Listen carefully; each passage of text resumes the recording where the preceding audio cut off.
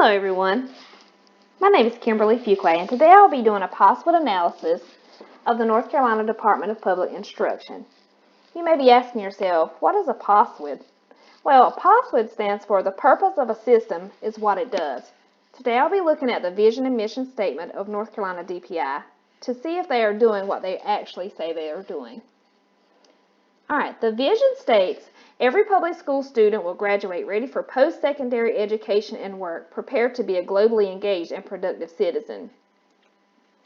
But really, are all students graduate ready? Are all prepared to be globally engaged? And are all productive citizens? Let's think about rural schools versus urban schools. And here I've added some pictures of me and my babies. There's me and my pre-K babies, me and my middle school babies, more middle school babies years ago, and one of my favorite rural students, my son. I've worked in rural communities all my life, and I've had the experience to look at urban schools too, and the disparities between the two. This is a picture from a picture taken in Raleigh. So do all students have the same opportunity as stated in the vision statement? North Carolina is home to over 568,000 students who live in rural communities, and that's the second largest population in the United States. Urban centers are seeing both financial and population growth, while rural communities are seeing economic decline. Taking a look at this chart, we can see that students who don't live in poverty are indicated by the red bars, and those students are attending A, B, and C schools, while the poorer students who are living in rural communities, represented by blue, are going to schools that have report cards of C, Ds, and Fs. So, the vision states that every public school student will be ready, but are all students ready, or is there a disparity between rural and urban schools?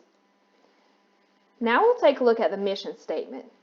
And the mission is kind of complicated because you have to deal with the people who are doing the duties every day at North Carolina DPI.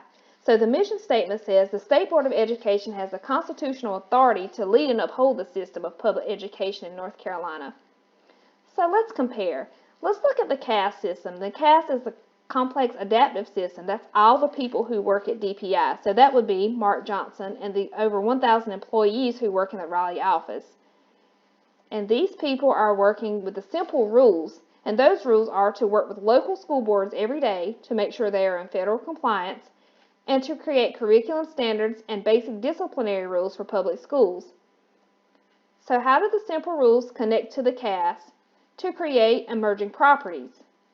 And what is the emerging property here? Let's go back to this chart.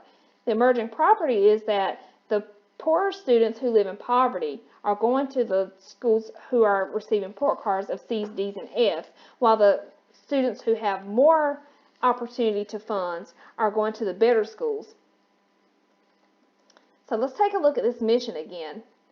Is the mission really doing what it says it's going to do? Are they upholding the constitutional authority, being that there are so many disparities between urban and rural schools? I don't know. It's something to think about.